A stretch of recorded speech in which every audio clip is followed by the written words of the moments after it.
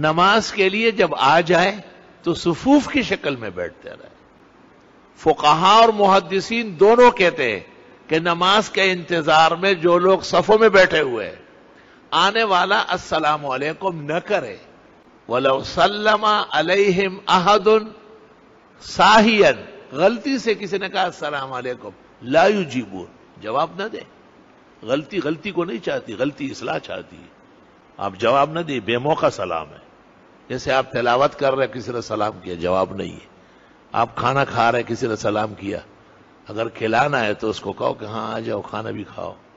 شامی میں لا تسلم علی طاعما الا اذا كنت جائعا، کھانا کھانے والوں کو سلام نہ کرو اگر بھوک لگی اور یہ بھی پتہ ہے کہ بلا لے گا.